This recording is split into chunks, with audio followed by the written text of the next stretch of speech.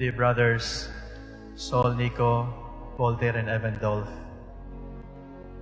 When we were deliberating about your ordination to the priesthood, so many questions were thrown at the table. How are they as students? How are their grades? Are they good with human relations? Are they good in public speaking? Are they on time for the prayers? Can they relate with the other seminarians well? And then it dawned on me, all our questions were about your strengths.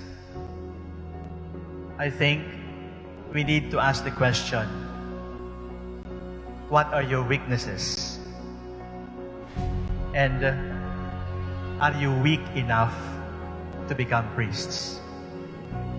You need to be weak in order to be priests.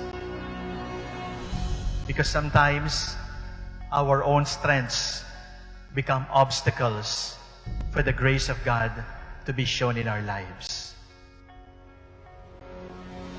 Are you weak enough so that the power of Christ can truly shine through you? Buti na lang you're not so good looking,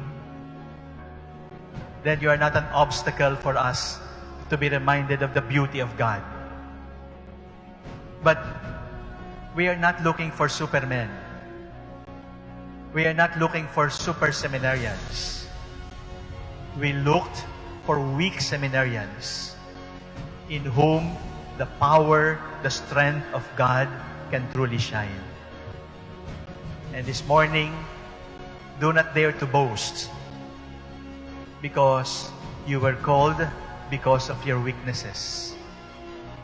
That those weaknesses made you even more lovable before the Lord. Where sin abounds, where weakness abounds, grace abounds all the more. Are you weak enough to be priests? Are you weak enough to rely solely on the grace of God? Are you weak enough to depend only on the mercy of God? We need you to acknowledge your weakness. Your weakness is totally yours, and your weakness is your gift to the Lord. Are they men of character? Are they men of integrity? In other words, is there no discrepancy between their public life and their private life? I gave up asking if you are men of integrity and men of character. Because, brothers, we are not looking for angels. We are looking for men who can be priests.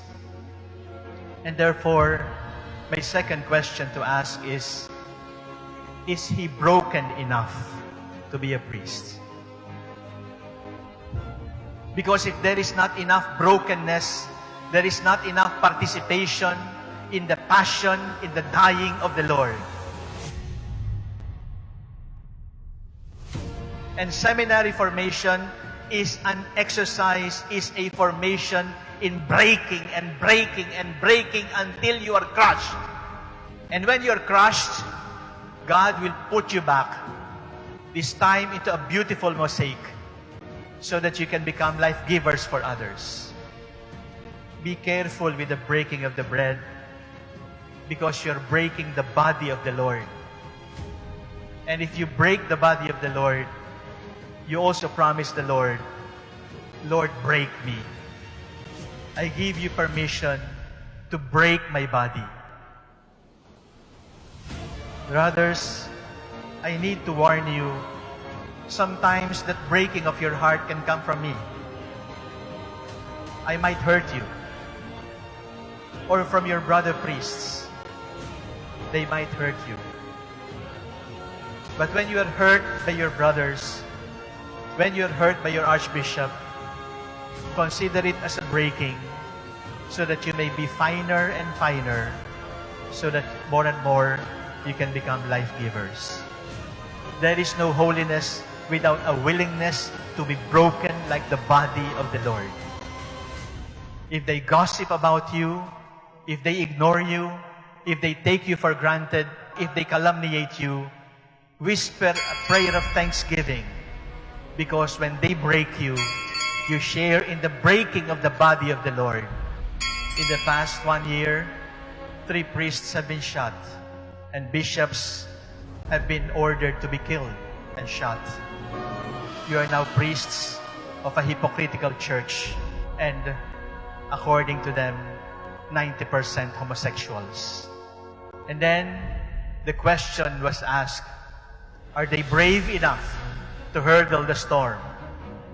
Are they brave enough to defend the faith? We were looking for brave men. We are looking for courageous men to stand up for the faith, to be martyrs for 2018, 2019, and beyond. My third question, my dear brothers, is, are you afraid enough to be a good priest? Are you afraid enough so that you can be good priests? You must be courageous against error, but you must be afraid of sin. You must be brave to stand up for the Lord, but you must be a coward to be separated from Him. You must be afraid of hypocrisy. You must be afraid of celebrating the Mass in sacrilege. You must be afraid of lying. You must be afraid of lust. You must be afraid of stealing money from the people. You must be afraid of comfort. You must be afraid of convenience, because all of these distract you from your real vocation. God knows you more than you know yourself. And the beauty of it all is, even if God knows you inside and out, He still calls you, "Come, my beloved, follow me." Are you weak enough to be priests? Are you broken enough to be priests? Are you afraid enough to be priests?